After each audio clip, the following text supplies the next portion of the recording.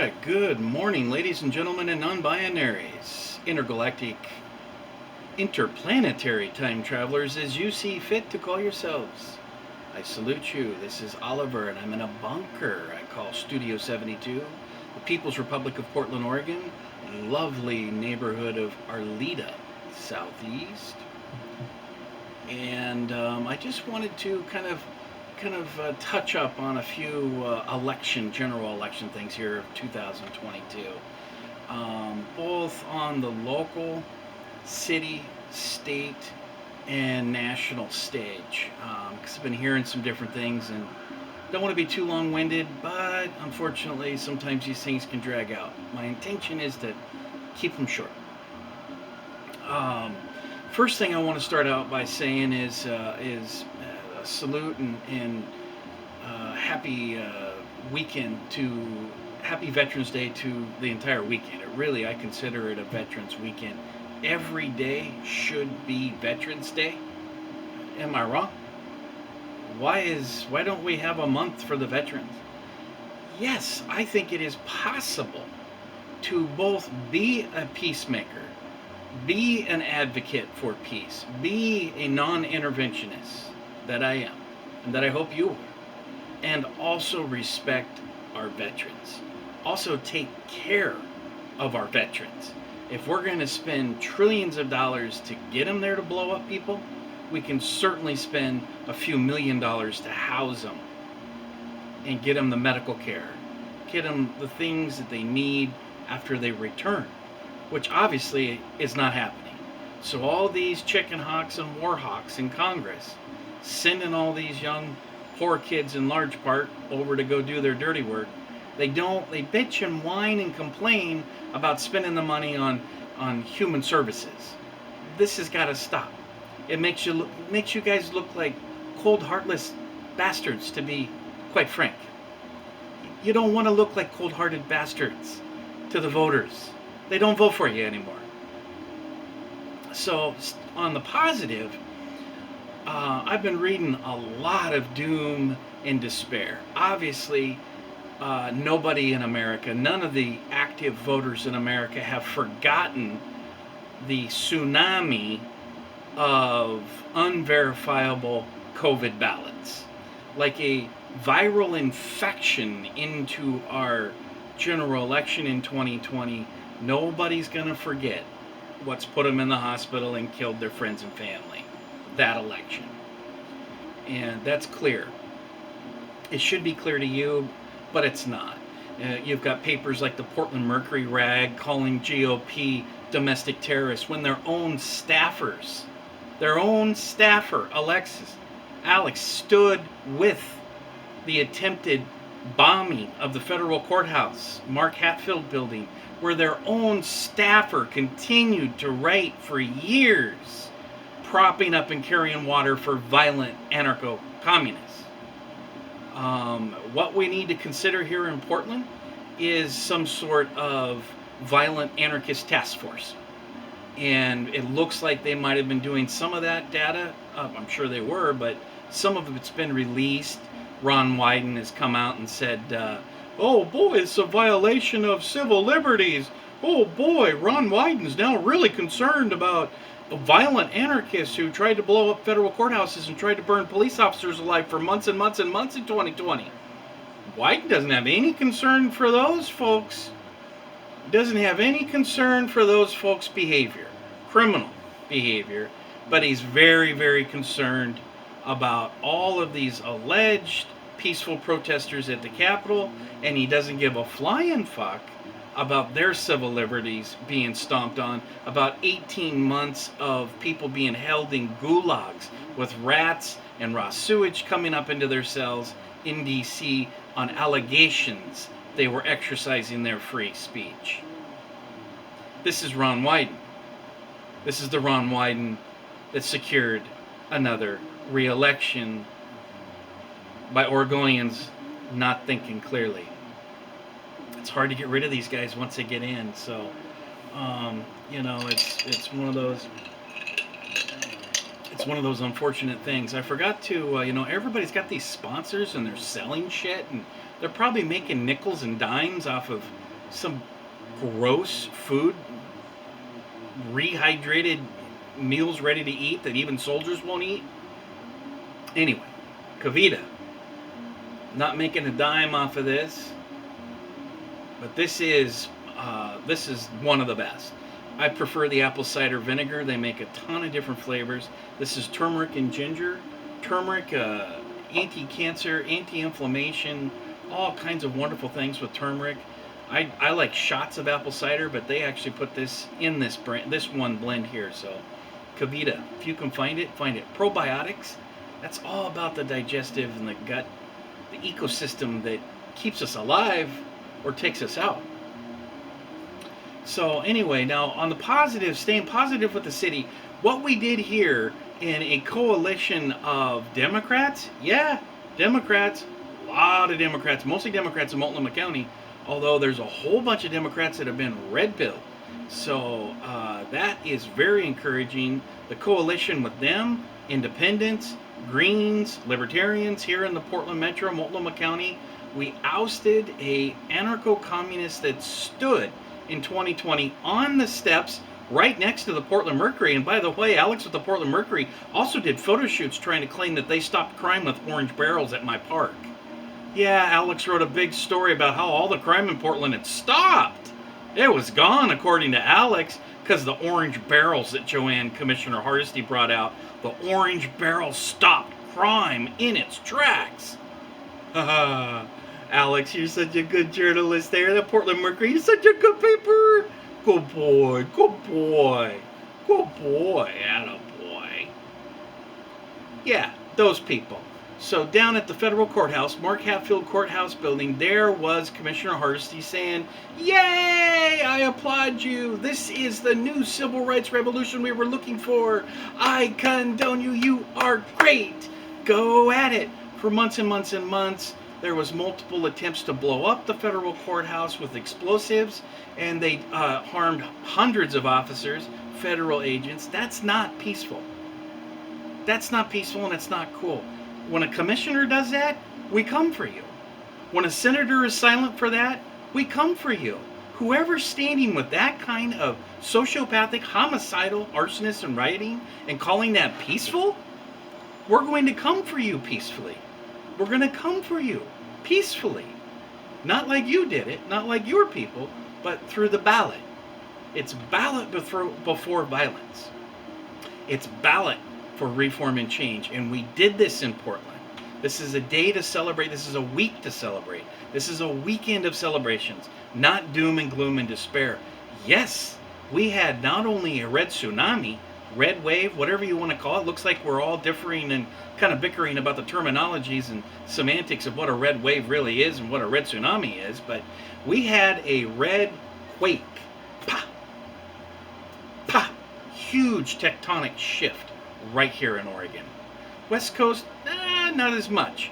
Not as much. Maybe still pending in Washington. There might have been a little bit of a shock up there, but in Portland, Oregon, right here, and beyond in Oregon, and Florida, and New York, there's several places around the oceans where tsunamis can come. The red tide wave is still rising, baby. The red tide wave is still rising.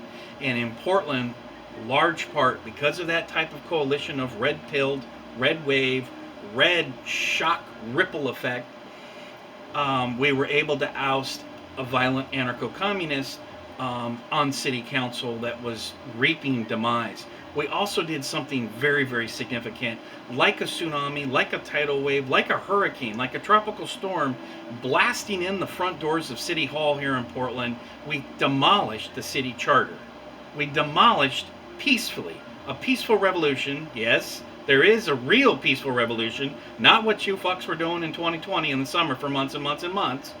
That wasn't peaceful. What we just did was peaceful revolution. So take tips. Write that down. Learn how it's really done. Because you did it wrong, we did it right.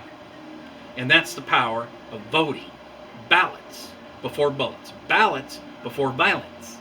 We don't want any of that. We're trying to avoid a civil war. And we're trying to empower the states because our federal government is elite captured. if you missed that, 80% of the exit polls were saying not happy with my government because it's been captured by the elite. They're not listening to us. 80% of the exit polls. Now, they're still brainwashed voting blue no matter who. Gonna vote blue no matter who. Gonna vote blue for a dead guy. Gonna vote blue for a senator that can't do whole sentences. Good night, everybody. Good night. It's my first point. Good night, everybody. Good night. What is my name, Larry? They voted for that guy yet. Now, granted, the Wizard of Oz, you guys voted the Tin Man. You voted the Tin Man. I didn't like the Wizard of Oz either. So, hey. But there was several. A dead guy. Dudes in comas. Dude's been stroked out. Not making fun of anybody. But not so good. Not so good of arguments. Those are controlled puppets. You don't need to be able to make a whole sentence. You don't need to know where you're standing and what your name is. Because we got everything under control, Larry. That's right. Don't you worry about a thing. The puppet masters and the puppet strings is all that matters. And you got to vote blue no matter who. So the brainwashing, the blue mirage, it's worked. It's working on the people. They believe that them losing the House, them losing control, them losing their asses by thin river margins. Yes! A win is a win. You losing is not a win. You losing is a lose, mofos. You lost. That's a win. That's a win for America. It doesn't matter about the red team. Doesn't matter about the blue team. That's a win for the people. We the people. That's a win for America, and it's a win for the states, and that's a win for the cities if they can pull it off. Portland, pull it off. Congrats. Much respect. Much respect. As much criticism as I pitch the Democrats, I am greatly encouraged to see people waking up. Greatly encouraged right here in my hometown. I knew you guys had it in you. I just wasn't sure if you had it in you to stand and vote it. And you did. Now, we had over a million, 1.2, 1.4 people, ballots, registered active voters that didn't get their ballot counted. Now, we've only got 4 million active registered voters in Oregon. That's it. 4 million. So 2 point whatever it is, voted. We need the rest of you to vote. We could have changed America. We could have certainly changed Oregon in great positive ways by dropping in Christine Drazan. So, and unfortunately, she's made a quick concession. She conceded when she shouldn't have done that, in my opinion. It was a great campaign, but she did a big belly flop there at the end that nobody forgets. If you're at a pool party, you're at a diving competition, you do all these Olympic dives, just bam, bam, bam. I can't even count one significant mistake during that campaign for her. There might have been one or two, but I can't. Not right off the top of my head. I could probably dig and find something. I'm sure there's something. But I didn't see it. The people didn't see it. It was smooth. It was smooth. Much smoother than Tina's. Tina stumbled and she had to fly in a bunch of people that hurt her. You're going to fly in Obama? That's going to hurt you. You're going to fly in a pretendian? That's what they call it, pretendian. Fraud for decades, claiming to be First Nations Indigenous, and was not a lying fraud, Elizabeth Warren. It's not really cool to be calling her derogatory names, but I can see why that was being done, because she's a fake and a fraud and not Native American. You're going to fly that person in, that's going to hurt you. That hurt you by points. That's why you lost. You lost the governor's mansion, Tina and gang, with the hearts and minds. You lost the hearts and minds. Now you had traumatized students living in fear and hysteria with your programming that squeaked you in without a mandate. We need to change that in Oregon. There's two ways we can change that here in Oregon. Is if you don't have a mandate, you didn't win. Okay? And how you reach a mandate, 50% or more, Tina doesn't have 50%. because she doesn't have that confidence. There's a million people that know the Democrats are so damn corrupt. They're so damn untrustworthy that they didn't even cast a ballot. A million people in Oregon didn't have faith and trust in our election integrity because it's controlled by Democrats for decades and decades, 4 or 5 decades, as a matter of fact. There was Dennis Richardson. I liked him a lot. That's the only person that's ever reached out to independents and Green Party and third parties and asked for our input and actually asked us to send a delegate into Salem. And rest in peace, Richard, wherever the journey took you.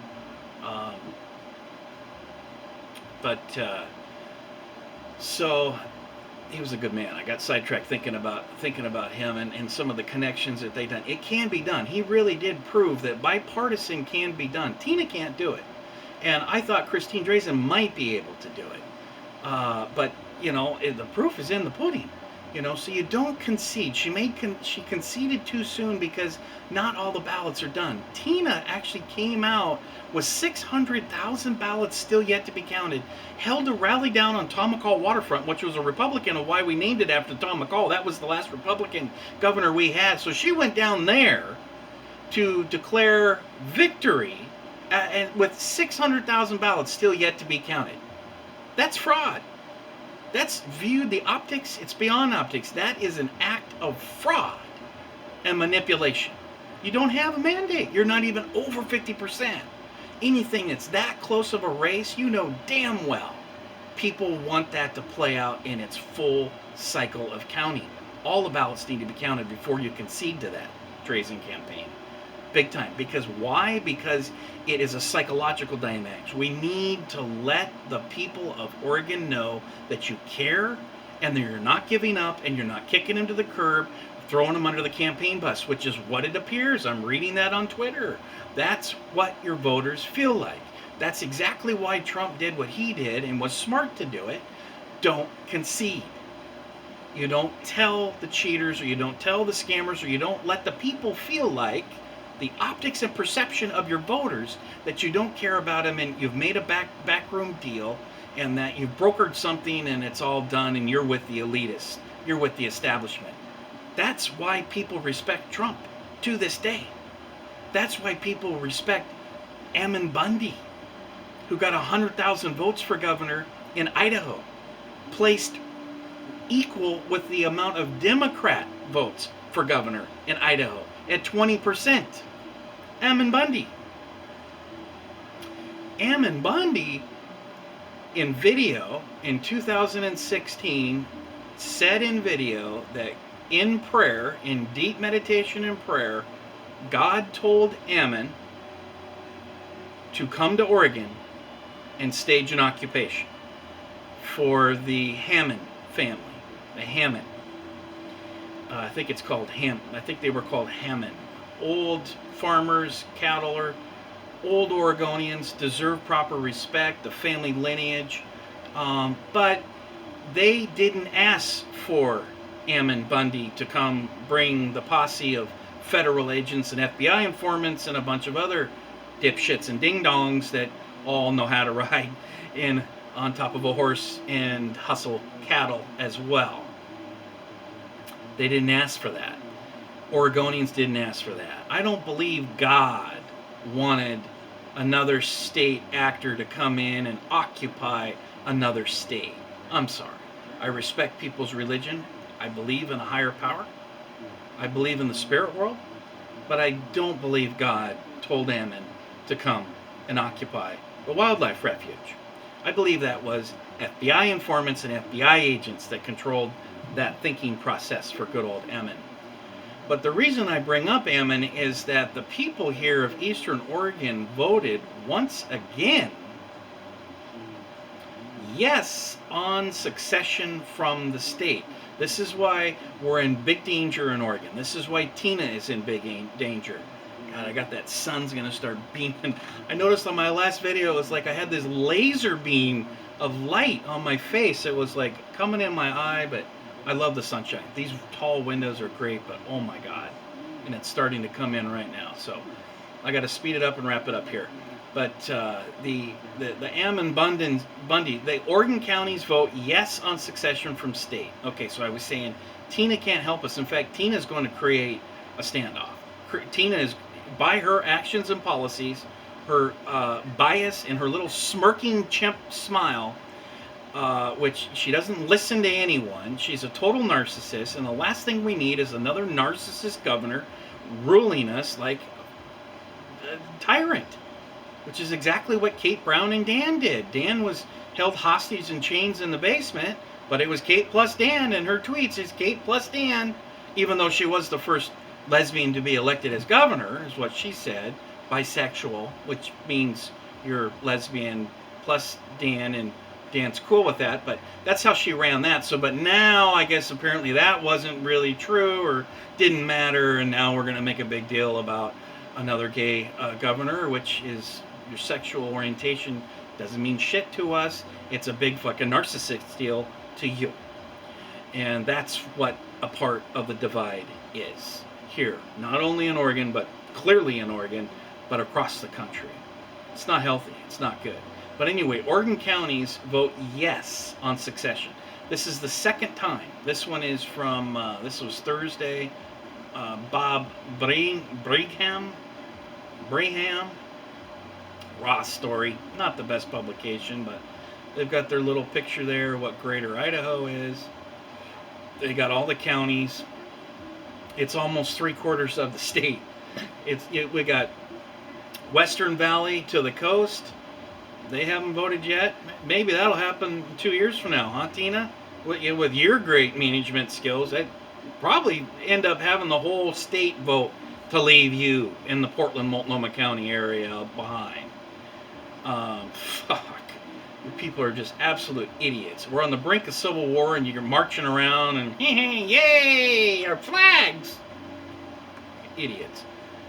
The secessionist movement by conservative Oregon counties seeking to join Idaho continues to gather steam.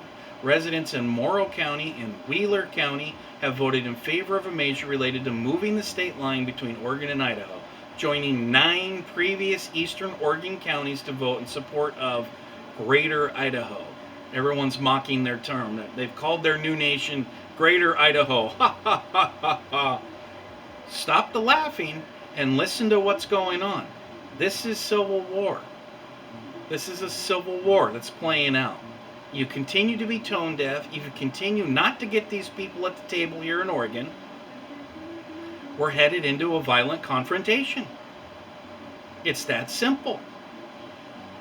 Unfortunately, it might be Oregon that starts it. And I never thought Oregon would start it. But there will be other states that follow if they don't start it before us. Which is what I was thinking, but I don't know with Tina. Dre's and I had hopes. I had hopes that she could actually get some of her colleagues down, sit at a table, and discuss what the issues were. What do the farmers need? They need water. I already know it. What do the farmers need? They need less BLM coming in and telling them what the fuck they do if they can't burn their grass or not burn their grass. There was an arrest of somebody, an agent down in southern Oregon. They arrested him because he had lit a fire, which all farmers do, to burn some of their property. One of the neighbors freaks out. These ladies freak out. Ladies freaked out. They're ladies down there with some farm next to them, going, oh God, they're going to come burn us down. And so they called it in, and there was an arrest. That's exactly the kind of thing that triggered in 2016 the Great Malheur Wildlife Refuge standoff. Granted, there was probably more FBI, ATF, DEA, NSA, CIA assets there than actual real cowboys, right? You know, real cowboys don't need snacks. I kept seeing tweets and messaging saying send snacks. That sounds like an intel asset that needs its Cheetos and red licorice rope, you know, right? That sounds like the 7th floor of an FBI building that needs snacks. Real cowboys don't need snacks sent from Portland. I digress. The Oregon Secretary of State website shows on Wednesday afternoon that 800 votes in Wheeler County, 58% were in favor, and of the 3,837 votes in Morrow County, 60% were in favor. Harney County joined the movement in 2021. Lake, Grant, Baker, Malheur, Union, Sherman, and Jefferson. All these counties are saying, F you, Tina, F you, Democrats, F your corruption, F your federal government overreach, screw you, and they've been saying it for years. That standoff was 6 years ago. You've done nothing, Kate Brown and comrade allies and associates, nothing to mend the severe divide in the state of Oregon. How in the hell do we think the Democrats could mend the divides on a national level when they can't mend and negotiate these deep divides, really, of cold civil war? It's cold civil war. We're redrawing state lines, boundary lines, losing counties one by one with your leadership for far too long. The recall, Tina, needs to start right now. You haven't been sworn in, Tina. The recall, Tina, has started right now. Okay? That's the kind of unification that you've got behind you. You got no chops of any kind to do any kind of negotiation. I recommend that you and the Democrats around you that are all drooling at the power you're going to get form some sort of committee, some sort of, I don't know what you want to call it, but a group of legislatures with farmers, with the representatives, with the legislators, reps, and senators from these counties at the table right now, like yesterday. Get your shit together. Democrats of Oregon. Snap the fuck out of this identity politics and yay, flags. We got an Oregon flag. We got a U.S. America flag. Okay? Let's get our priorities straight here. This is an opportunity now that the Republicans in a red wave in Oregon, the red tsunami that followed the red quake is what I'm calling that. We had a red snap in the political spectrum. Huge just happened. We're going to be feeling the shock waves for years to come. It was that fucking huge. So we've got the House down in Salem. Looks like it's being controlled by Republicans now, and the Senate. First time that that's happened in probably 15 years. I think it was 2008, 2010. I should have that right in front of me. I think it might have been 2010. 12 years, if that's the case, since that's happened. And don't fuck it up, Republicans. Don't fuck it up. This is a great opportunity to hold some people accountable. Let's create a committee to investigate 2016. Let's see what happened. What went wrong? Who was here? Why it happened? What was Ammon Bundy? Who were the Hammonds? Let's rehash it all. Why do we rehash it all? Because we want to prevent the same thing from happening in the future, which is what I see on the horizon coming. Now, it might be, now that we've got Tina and gang, and the Little Rascals, instead of Drazen and company, which it's yet really, we'll never know now what she could have done or what she really could have screwed up. She may not have had the backbone to really put it together. I'd like to give her a chance. I wanted to give her a chance. Voted for her. A lot of people voted for her. In fact, about 1 million people voted for her. It was right down the line. Out of the 2 million, I don't know, we're number crunching. Whatever it was, 2.5. We're still, the ballots are still yet to be counted. They didn't count them yesterday because it was Veterans Day. So it doesn't look like they're counting anything today. So it's Monday. Everything should have been put on hold for the weekend to psychologically let this sink into what just happened in Oregon to all the voters. They don't know yet. They don't know Salem is now the great rodeo. Okay? This is the Great Rodeo Roundup now, which is good. It can put things in check, but we don't want gridlock. We want to see where we can find. I don't like the idea of a grand bargain. I know you guys have hustled and done these grand bargains before with all these lobbyists and stupid fucks and dumb nuts. I don't like that shit. But it's something like similar, but not that, if that makes sense. It's like, what do you want? What do you need? What do we all need? What we need is we need low-income housing. We need a safety net on the low-income families in Portland, which there's 12 to 15,000. There's probably several thousand, if not more, around the rest of the state, but most of it's here in Portland. Those low-income families need to be secured in a plan. There's a couple plans that are coming up next year in the short session. And this is your chance. I advise you, Republicans, to pick up on some of these low-income housing. Low-income may cost millions. It may cost tens of millions. Sign up, negotiate it, use it as a brokering term. It makes you look like you're doing something for the rest of the state. You're going to win more hearts and minds. In 2024, you're going to win the state through the Senate and through the hearts and minds of the rest of the voters. See? So that's what I recommend to you. So I recommend that same thing is we need to get the table together. Democrats, you need to rehash and re-examine 2016. Find out what those grievances were, make an adjustments, make some sort of concession pact with Eastern Oregon farmers and those representatives. The people that are saying, F you to Western Portland, your liberal agenda is fucking us. We need water. We need a pipeline for water for the farmers. Klamath tribes, indigenous populations, I don't have the exact names of the communities, but they want water for some sort of sacred suckerfish. They need the water for some sacred suckerfish. Okay, well, there's been a lawsuit 2 years ago. They need it that bad, they're willing to sue the state of Oregon. They sued. I think they won on some level. But we just need a resolution. Why don't we ask, what are the indigenous communities? What does the indigenous communities of Eastern Oregon think about pulling away from Oregon and joining Idaho? Has that conversation happened? And we've been left out, the rest of us have been left out here?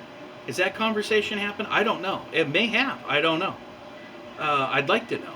And you know, Ammon Bundy is actually, he's a much smarter guy than people give him credit for. I actually kind of like him. I don't like what he did in Eastern Oregon. I think that was a fuck up, but I like some of the things. I watched him on some different live streams inside a room operating. People like him. He has good leadership skills. So get him to the table, sit him down and see what's going on. See what the tribes want. And it needs to be done fast. It needs to be done right away, right in the first term next year, 2023. And let's work out some sort of concession deal. Grant, Baker, Malheur, Union, Sherman, and Jefferson. Now with Tina, this is what I wanted to say earlier in my stream of thought. We may actually need to consider a county or two chipping off and joining Idaho and going along with that. I don't like half of the state going to Idaho. I don't really like any of it. I really would like to you know, what do they call it? Preserve, perseverance, retain. Kind of like to put some water on this big hot succession fire that you dumpster fire Democrats have cooked up in Eastern Oregon. It ain't their fault. Don't blame them. Don't blame them for your shit. Take responsibility and listen to them and do actions to help them. But there may be a county or two that's right there on the Idaho border that we could make a deal. We could make a peace treaty and say, okay, we the people of Oregon, you can do it. You can take the Blue Mountains. I don't like that. I love the Blue Mountains. But you can take those couple of counties there and let that negotiation, listening session, and action peace treaty type of deal play out for diplomacy. That's my pitch there. I think that was a pretty good pitch, to be honest. But and I'm doing that just because I'm saying this, because I want what's in the best interest and well-being of all of Oregonians and all Pacific Northwestern Westerners. You know, I feel like I'm part Idaho. I spent 3 months all up in the Panhandle, in the hot springs in Canada, and backpacking the Sawtooth and Glacier National, and I mean, I've been all through there. My dad's side, dad is there. That side of the family is up. There's a huge chunk that's up in there. I don't talk to him. I haven't talked to him for years. But I used to swim in Lake Pend Oreille, Sandpoint, Idaho. I mean, I've got connections. I'm half there. And I am old school, multi-generation Oregonian. All the way back to the Lewis and Clark. The Clark family. We're related. I had great-grandfather working on the Timberline Lodge during the Conservation Corps. I think that might have been Haller. I don't know if that was Clark or Haller, the two names. I think it might have been Clark, but so that's on my grandmother's maiden name was Clark.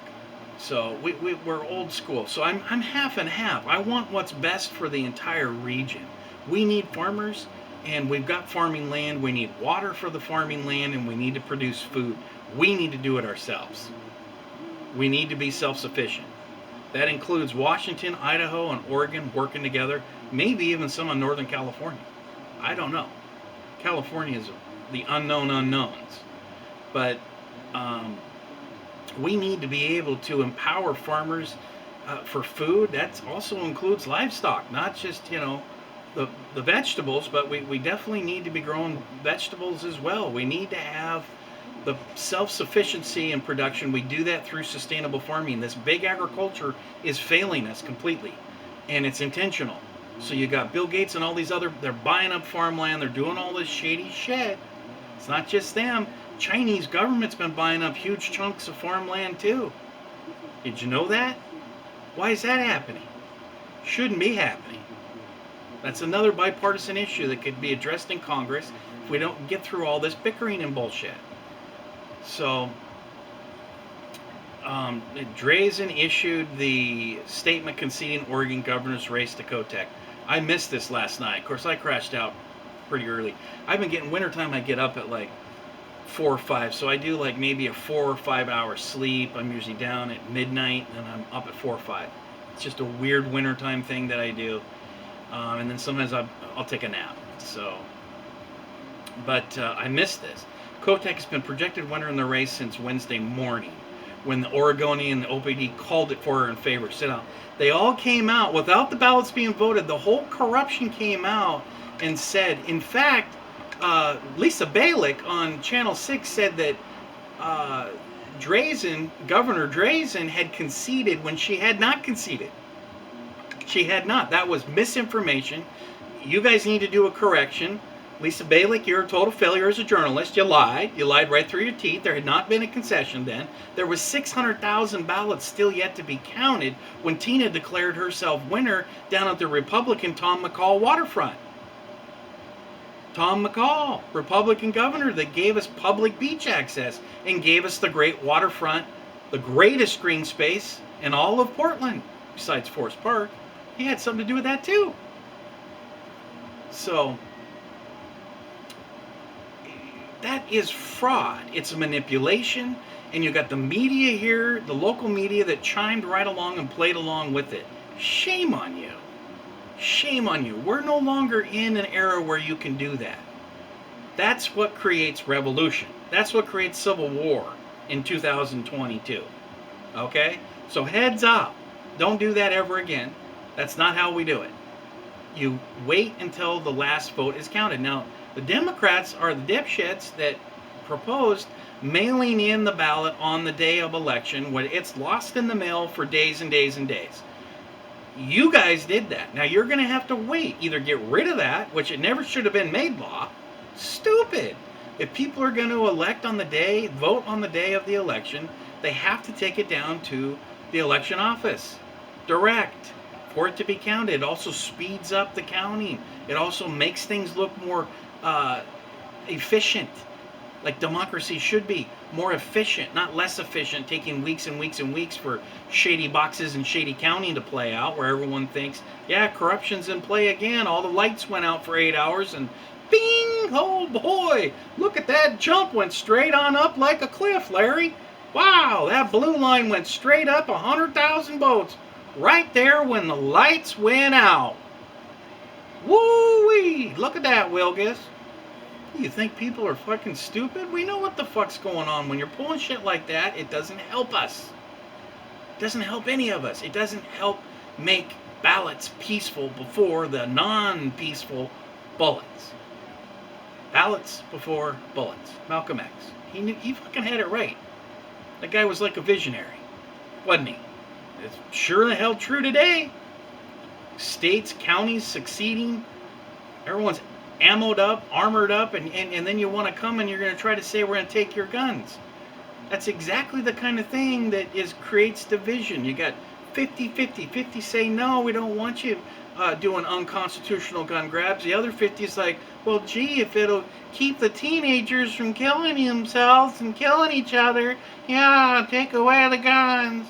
Like zombie robots, just unable to do any critical thinking skills. They don't know the black market. They don't know what happens.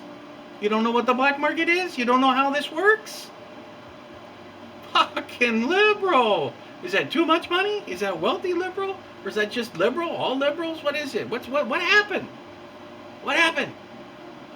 It's the black market. None of these guns in Chicago. The heaviest, most gun-controlled city in America. Multiple mass shootings every weekend. None of those guns are legal. None of those guns would apply to a gun control. None of those guns. None! Nobody wants mass shootings in the cities. It's happening every weekend. Chicago.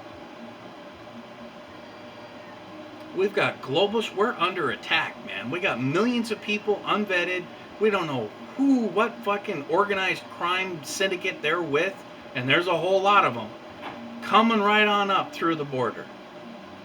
Finding guns, getting guns, they're all illegally purchased. We can't just sit back and then start gun grabbing good patriots, people that have good intentions and aren't hurting people. They want something for self-defense. They want something from what looks like a pending coming world war. A pending coming Civil War 3.0, whatever you want to call it, whatever number we're at. So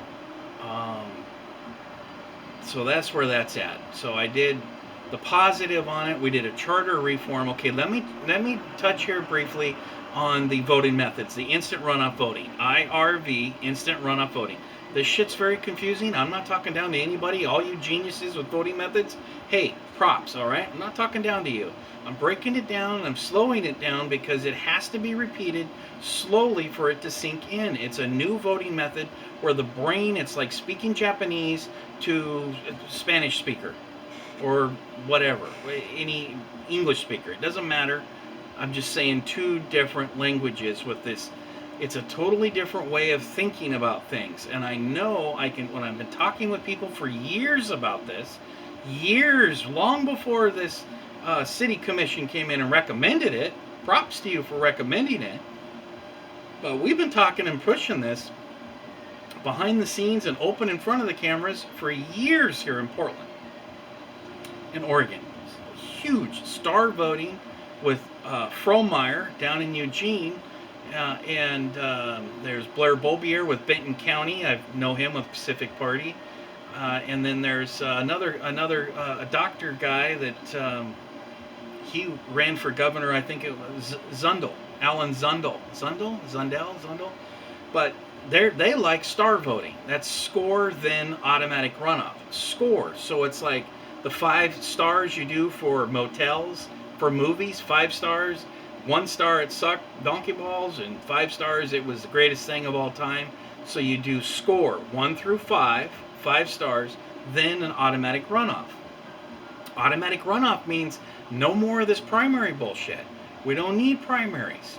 Primaries just extend and create this huge money grab for corporate manipulation and for huge lobbyist corporate control and elite capture. That's what I believe. Is it helps extend and create that. That's what we want to get rid of. Ranked choice voting, which is a form of instant runoff voting, IRV, just like score, then automatic runoff. Those are all instant runoff voting, meaning we do the one election with everybody's name in the general election. One. So what that would have done is people that don't have a mandate, like Tent City Tina, or whatever name you want to give her, I'm not going to call her governor because you ain't our governor, through hearts and minds and through the ballot, as far as I'm concerned, you declared yourself before you even counted the ballots. You're a fraud. That was your fuck up, not mine. So with that, less than 50%, then you need to have a runoff. It's so close. Nobody should be out saying I'm a winner when it's at 46, 46, 47, 47, 44, 45, 48, 40, all under 50%. So what you would have done is with the ranked choice voting, automatic runoff, is Betsy Johnson's voters would have been in play. Who was their second pick? We got you. You were at 16% of you. It's pretty significant. That's what Ammon Bundy got in Idaho, same as the Idahos got for governor in Idaho, just recent.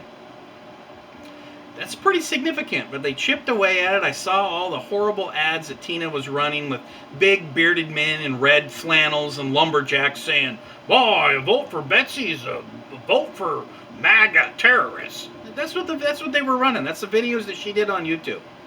Smearing MAGA, smearing conservatives, and they're big burly, big bearded lumberjacks saying, "Gotta vote for Tina. Man, I'm gonna vote for Tina. Yeah, vote for Tina." That's what it was. So she sucked those away from Betsy, and through it was a psychological operation, trying to say that Christine was something that she wasn't, and they sucked those in. So they got it down to about 8%, 9%. That still held strong, saying, "F you, Tina. F you, establishment Democrats, national Democrats, Obama, fake Indians. All you people can go fuck off. We're going to stand here with our lady, Betsy," which I like Johnson. Liked her for a number of things. Those votes, back to the significance of why I'm even talking about her, those votes would have